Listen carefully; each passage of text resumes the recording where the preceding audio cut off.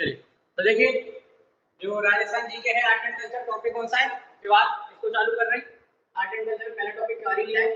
तो जो हिंदुओं के त्योहार होते हैं वो किसके अनुसार मनाए जाते हैं? विक्रम संवत के अनुसार मनाए जाते हैं। विक्रम संवत क्या है?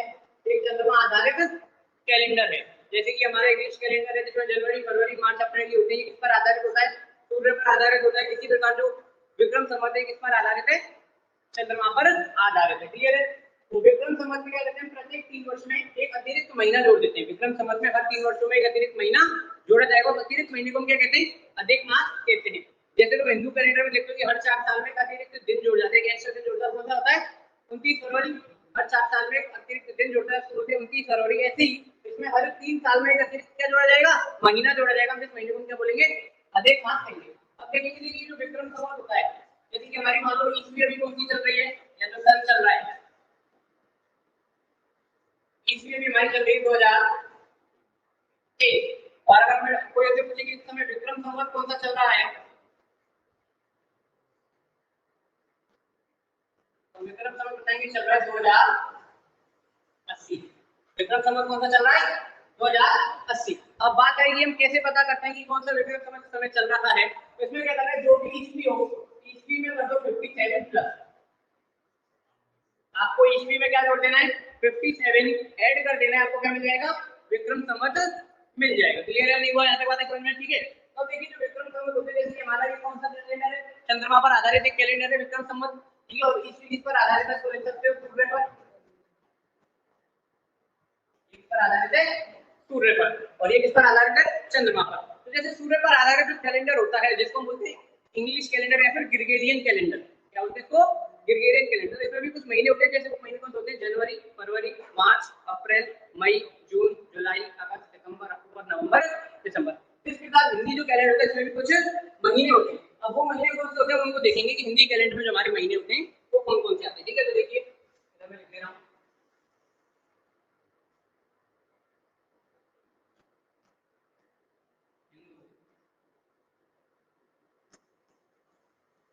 कैलेंडर में तो टोटल इसमें भी कितने महीने होंगे? 12 ही होंगे। अब वो कौन कौन से होते हैं हम देखते हैं। तो ये पहला जो महीना होगा वो तुम्हारा होगा चैत्र। दूसरा तीसरा ज्येष्ठ। चौथा आषाढ़।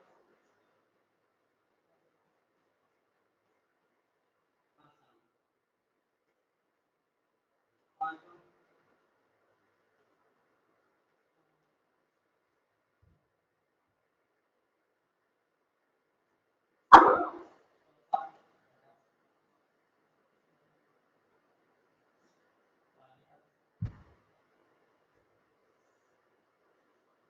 कौन सा होगा?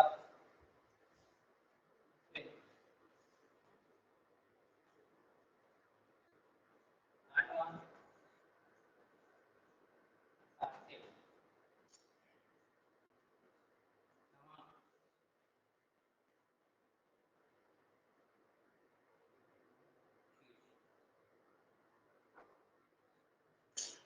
हाँ, पौष। 11वां माघ। 12वां फाल्गुन। टोटल 12 महीने होते हैं। कौन कौन से? चैत्र, वैशाख, ज्येष्ठ, आषाढ़, श्रावण, भादो, अश्विन, कार्तिक, माघी, पौष, माघ, फाल्गुन। टोटल हमारे हिंदू कैलेंडर में कितने महीने होते हैं? 12 ही महीने होते हैं। ये महीनों के नाम है। आप भी देख लेंगे। चैत्र, वैशाख, ज्येष्ठ, आषाढ़, श्रावण, भादो, अश्विन, कार्तिक, माघ, पौष, माघ, फाल्गुन। ठीक है। तो इसका पढ़ेंगे हिंदू महीनों को इंग्लिश में कौन कौन से महीने वेरीफाई करते हैं उनको और देख लेंगे। ठीक है। जैसे कि मैं यहाँ लिख देता हूँ।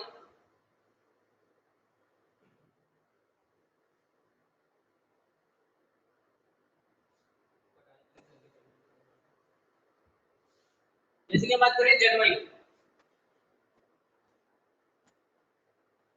आपकी जो जनवरी चलती है ये चलती है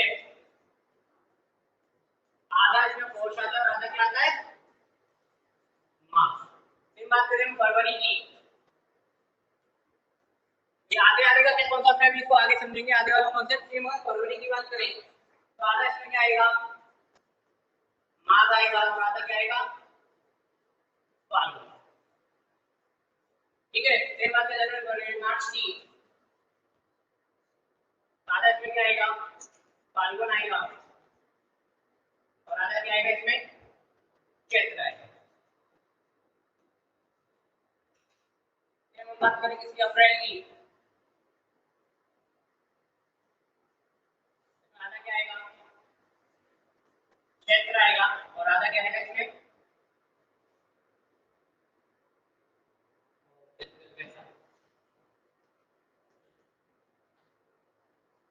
बात करें अप्रैल के बाद किसकी, मई की, जून, जुलाई, अगस्त, सितंबर, सभी में, वैशाख के बाद इसमें आधा वैशाख आएगा, और आधा क्या आएगा, ज्येष्ठ आएगा। इसमें आधा तो आएगा ज्येष्ठ, और आधा क्या आएगा, आषाढ़ आएगा, आधा आएगा श्रावण, आधा आएगा आधा देश, आधा आषाढ़, इसमें आधा आषाढ़ आएगा, और आधे क्या आएगा, श्रावण आएगा। इसी प्रकार से आप इसमें एंड तक ले सकते हो। ठीक है, आधे आधे महीने, तो इसमें क्या होता है, आधे आधे महीने, जनवरी आधा पोस्ट आधा मार्च, इसमें आधे आधे का क्या कॉन्सेप्ट है वो समझेंगे। ठीक है, कि आधा आधा क्या आ रहा है, आधे का मतलब है। तो देखिए इसमें कोई भी जो हिंदू महीना होता है, जैसे कि मैं चैत्र के महीने को लेकर चला, चैत्र का महीना होता है, टोटली जो चैत्र का महीना होता है ये 30 दिन होता है, ये दो हिस्सों में डिवाइड होता है। कितने हिस्सों में डिवाइड होता है, दो हिस्सों में, मतलब 15-15 दिन के दो हिस्से इसमें होते हैं, दो पक्ष होते हैं। 15-15 दिन के कितने पक्ष होते हैं, दो पक्ष होते हैं। जैसे कि हमारे इंग्लिश कैलेंडर में वीक होते हैं, 7-7 दिनों के सप्ताह होते हैं, इसलिए इसमें क्या होते हैं, पक्ष होते हैं। इसमें क्या होते हैं, हिंदू कैलेंडर में पक्ष, और वो पक्ष कितने दिन के होते हैं, 15-15 दिन के दो पक्ष होते हैं। तो पहले पक्ष को हम बोलते हैं कृष्ण पक्ष, क्या बोलते हैं, कृष्ण पक्ष, और दूसरे पक्ष को क्या बोलते हैं, शुक्ल पक्ष। ध्यान रखना, कृष्ण पक्ष में 1 से लेकर कितने दिन तक, 15 दिन तक, और शुक्ल पक्ष में भी 1 से लेकर 15 दिन तक आएगा। ये नहीं लिखोगे 16 से 30, क्लियर है। इसमें 16 तक नहीं जाता, गाड़ी कहां तक आती है, 15 तक, 1 से 15, फिर 1 से 15। तो जैसे इसमें पहला 1 तारीख है, तो क्या बोलेंगे, एकम, 2 को क्या बोलेंगे, द्वितीया, 3 को तृतीया, और इसका जो 15वां दिन होता है, 15 दिन को क्या बोलते हैं, अमावस्या।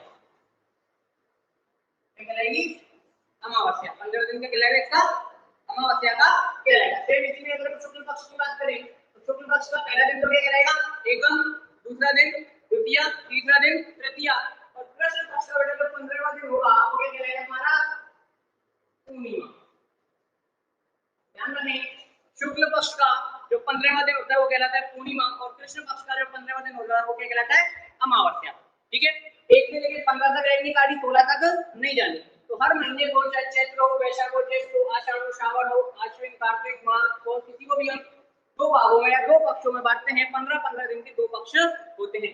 पहला पक्ष होता है कृष्ण पक्ष, और दूसरा पक्ष होता है शुक्ल पक्ष। कृष्ण पक्ष में 1 से लेकर 15 तारीख, और शुक्ल पक्ष में भी 1 से लेकर 15। 16वीं तारीख में हमें नहीं जाना है। इसकी जो 15वीं तारीख होगी तो हम क्या बोलेंगे, अमावस्या, और इसकी 15वीं तारीख को क्या बोलेंगे हम, पूर्णिमा। क्लियर है, नहीं है? इसी हिसाब से हर महीने को 15-15 में बांटेंगे। तो सेम यहाँ पर तो पौष में हमारे कितने दिन आएंगे, 15। अब ये 15 दिन किसके होंगे, कृष्ण पक्ष के, शुक्ल पक्ष के। तो देखिए पौष से ज्यादा महीना लग रहा है माघ, सबसे पहले पौष का महीना आया, पौष के कृष्ण पक्ष के 15 दिन निकल गए, फिर शुक्ल पक्ष के 15 दिन आए, और जैसे ही शुक्ल पक्ष के 15 दिन निकल गए तो लग गया माघ। ये जो 15 दिन आए किसके आए, हमारे शुक्ल पक्ष के। शुक्ल पक्ष के 15 दिन, और माघ में जो 15 दिन आएंगे वो कौन से रहेंगे, कृष्ण पक्ष के। तो पहली वाला हमेशा शुक्ल पक्ष के 15 दिन, और अगले में कृष्ण पक्ष के 15 दिन। तो इस हिसाब से हमारा ये पूरा डिवाइडेड रहता है। तो हर महीने में कितने दिन आए, 2 दिन। ठीक है, तो मैंने बात की थी तुमसे कि हमारा कैलेंडर चालू हुआ है वो कहां से हुआ है, चैत्र से चालू हुआ है। ठीक है, तो अगर मैं तुमसे पूछूं कि नया साल जो आएगा, नववर्ष आएगा, वो कब आना चाहिए, तो आप क्या बोलोगे, सर चैत्र कृष्ण एकम को आएगा। जवाब क्या होगा, मैं पूछूं कि नववर्ष कब आएगा? तो मेरे से क्या बोलोगे? जब चैत्र शुक्ल एकम को नववर्ष आएगा, क्योंकि पहले दिन ही हम नया साल मनाते हैं। तो पहला दिन कौन सा है? चैत्र, महीना चैत्र का, पक्ष कौन सा है? कृष्ण का, और तारीख कौन सी है? एकम। चैत्र कृष्ण एकम को नववर्ष आना चाहिए, लेकिन ये आंसर क्या है? गलत है। तो नववर्ष आता है चैत्र कृष्ण एकम को नहीं आता, कब आता है? चैत्र शुक्ल एकम को आता है। ठीक है, तो ये जो थोड़ा सा बात है हो गया, ये मतलब आप ये कह रहे हैं कि 1 तारीख से ना आके हम 16 तारीख से नया साल मना रहे हैं, 15 दिन छोड़ दो। ठीक है, ऐसा तो नहीं होता, लेकिन ऐसा ही होता है। इसका क्या रीजन है समझिए। चैत्र शुक्ल एकम से हमारा महीना चालू हुआ, चैत्र शुक्ल एकम से हमारा महीना चालू हुआ, और फिर वो साल खत्म कहां पर होगा? चैत्र अमावस्या पर 15वें दिन, चैत्र के 15वें दिन पर। तो कौन सा अमावस्या? मतलब हमारे हिंदू कैलेंडर में जहां से महीना मतलब साल चालू होता है, जिस महीने से साल चालू होता है उसी महीने पर आके साल समाप्त होता है। इंग्लिश कैलेंडर की तरह नहीं कि जनवरी से चालू हो रहा है और खत्म कहां पे हो रहा है? दिसंबर में। यहाँ पे चैत्र से ही चालू होगा, चैत्र पे ही खत्म होगा। चालू कहां से होगा? चैत्र शुक्ल एकम से, और खत्म कहां होगा? चैत्र अमावस्या पर।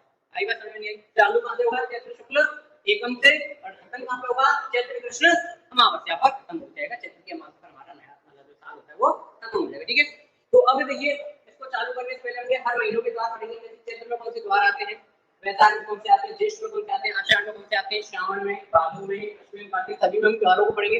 लेकिन इससे पहले कुछ बेसिक 2-3 चीजें हैं जो पॉइंट है वो आपको याद रखने चाहिए। मैं उन पॉइंट को लिखवा रहा हूँ। जो मेन बेसिक चीजें ये एग्जाम में कई बार पूछे जाते हैं, मार्क मार के उन पॉइंट को लिख लेंगे। डायरेक्ट पॉइंट पूछे जाते हैं आप लोगों से। ठीक है, जैसे कि देखिए पहला पॉइंट, जो हिंदू नववर्ष होता है,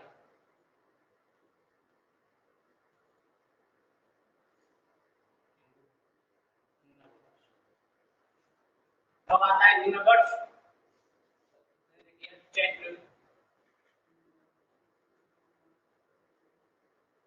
शुक्ल एकम आएगा, चैत्र शुक्ल एकम। दूसरा देखिए हमारा यहाँ राजस्थान है, तो राजस्थान में एक लाइन और आप याद रखेंगे, राजस्थान की एक लाइन, राजस्थान में त्योहार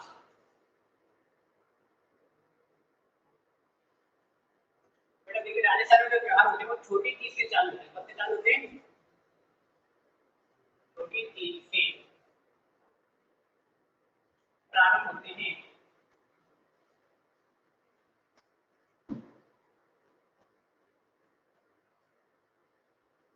तथा गणगौर पर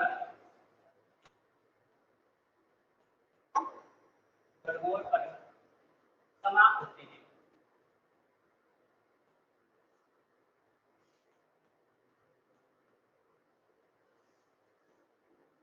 राजस्थान के जो त्योहार है कब से चालू होंगे? छोटी तीज से चालू होंगे और समाप्त कहां पर होंगे? गणगौर पर समाप्त हो जाएंगे। ठीक है, तो देखिए एक क्वेश्चन है, क्वेश्चन को मैं दो तरीके से पूछ सकता है। ठीक है, मैं दोनों तरीके यहाँ पे लिख रहा हूँ। देखिए अगर आपने जो पूछ ले हिंदुओं का प्रथम त्योहार,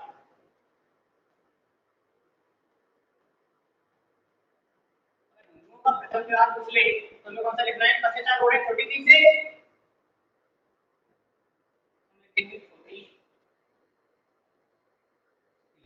क्या लिखेंगे? छोटी तीज। अब दूसरे की नहीं, हिंदुओं का अंतिम त्योहार,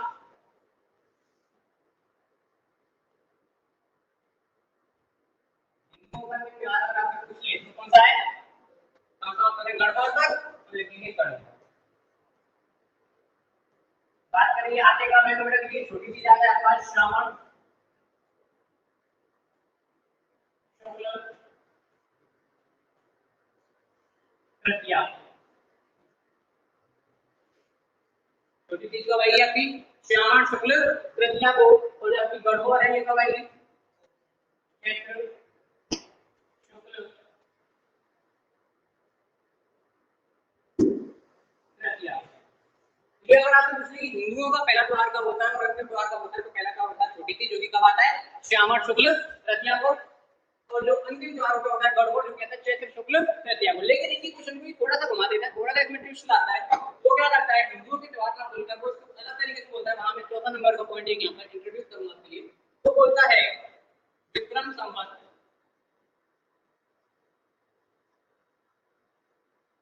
विक्रम संवत या हिंदू कैलेंडर के अनुसार, यानी हिंदुओं को बोले तो छोटी चीज, लेकिन हिंदू कैलेंडर अगर लिया है तो कैलेंडर के अनुसार हमको थोड़ा सा इसमें क्या है चेंज करना पड़ेगा। तो हिंदू कैलेंडर,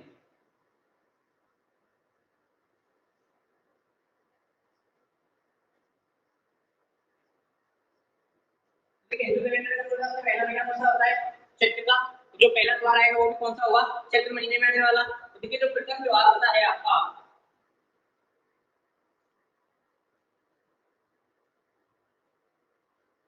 प्रथम त्योहार होता है वो आता है धुलंडी।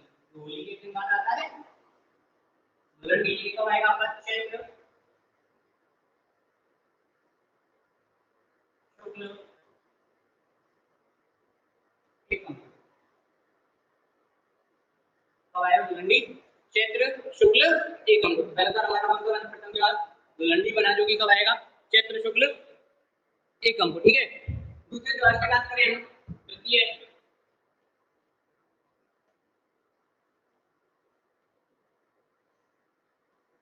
त्योहार आता है तुम्हारा रंग पंचमी। कौन सा होता है? दूसरा कौन सा कहलाएगा तुम्हारा? रंग पंचमी। सिमिलरली तृतीय की बात करें, तीसरा त्योहार, तीसरा त्योहार होता है तुम्हारा शीतलाष्टमी। कौन सा होता है? शीतलाष्टमी। तो क्या बोलते हैं? बासोड़ा, ठीक है। रंग पंचमी का हमारा तुम्हारा चैत्र शुक्ल पंचमी को आएगा, ठीक है।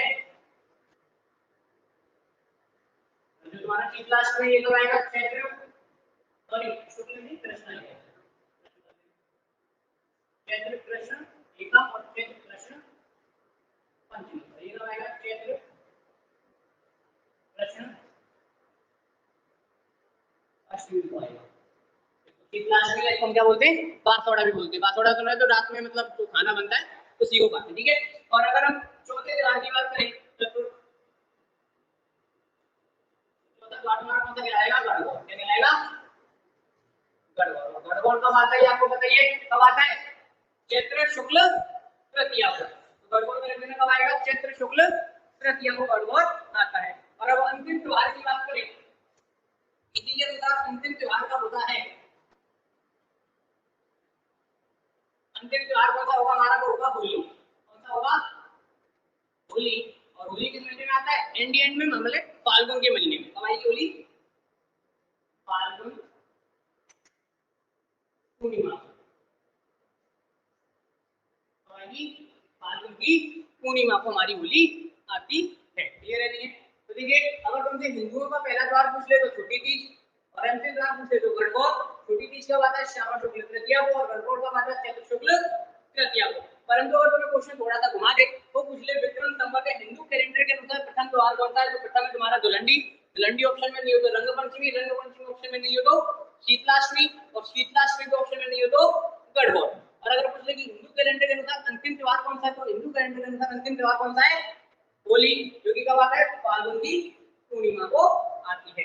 पूर्णिमा मतलब कौन से पक्ष में आएगी? कृष्ण में, शुक्ल में? पूर्णिमा आएगी आपकी शुक्ल पक्ष में। क्यों? कृष्ण पक्ष का जो 15वां दिन होता है वो कहलाता है अमावस्या, और शुक्ल पक्ष का 15वां दिन पूर्णिमा। तो पूर्णिमा कब आएगी? कृष्ण शुक्ल पक्ष में आएगी, ठीक है। ये तुम्हारे ऊपर कुछ इंपॉर्टेंट रिलेटेड क्वेश्चन जो तुमसे घुमा के पूछता है, तो तब इसको नोट कर लेंगे या फोटो ले लेंगे, जो भी करना है जल्दी, या तो नोट कर लो या फोटो ले लो। आगे की कुछ और जो इंपॉर्टेंट पॉइंट है, जो महोत्सव वगैरह कुछ आपसे पूछे जाते हैं वो और देखेंगे। मैं बैठ जाता हूँ, इसका फोटो ले लो।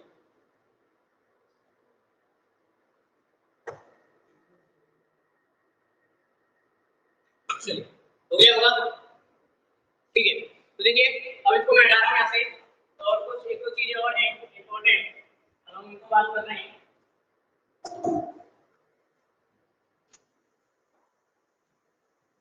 देखिए जो कुछ महोत्सव हैं जो आपके हमारे राजस्थान में मनाए जाते हैं, तो मतलब किस महीने में आते हैं और कहाँ मनाए जाते हैं, उनको हम थोड़ा सा और जानेंगे। देखिए सबसे पहले आता है आपका शीत महोत्सव, ग्रीष्म महोत्सव। देखिए ग्रीष्म महोत्सव,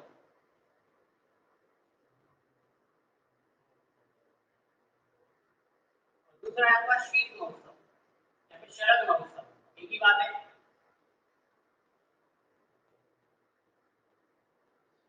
ग्रीष्म ग्रीष्म महोत्सव या शरद महोत्सव। तो देखिए ग्रीष्म महोत्सव जो आपका होता है ये दोनों ही महोत्सव मनाए जाते हैं माउंट आबू में। कहाँ मनाए जाते हैं? माउंट आबू में। ग्रीष्म महोत्सव और शीत महोत्सव दोनों महोत्सव आपके कहाँ मनाए जाएंगे? माउंट आबू में। ठीक है, ग्रीष्म महोत्सव और शीत महोत्सव, शरद महोत्सव या शीत महोत्सव आपके दोनों ही कहाँ मनाए जाते हैं? माउंट आबू में मनाए जाते हैं। परंतु जो ये वाला होता है जो ग्रीष्म महोत्सव ये कब मनाया जाएगा? देखिए गर्मी पड़ रही है तो जून के महीने में मनाएंगे, जून जुलाई। और ये शरद महोत्सव कौन से महीने में? दिसंबर। शरद महोत्सव कब? दिसंबर में। इसके बाद जो हमारा तीसरा आता है, तीसरा हमारा आता है मारवाड़ महोत्सव।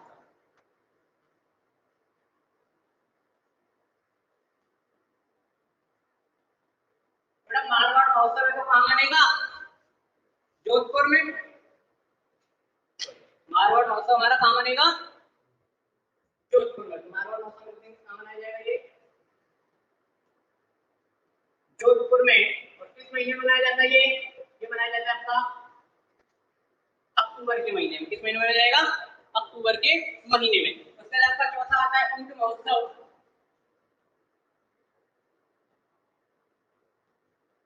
ऊंट महोत्सव आपको मनाया जाता है बीकानेर में।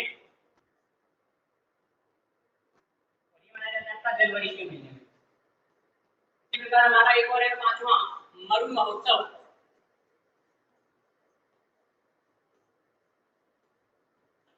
मरु महोत्सव आपका होता है जैसलमेर में। और ये मनाया जाता है आपका किस महीने में? फरवरी के महीने में। इसके बाद आपका जो लास्ट है हम देखेंगे आपको कौन सा है लास्ट वाला? हाथी महोत्सव।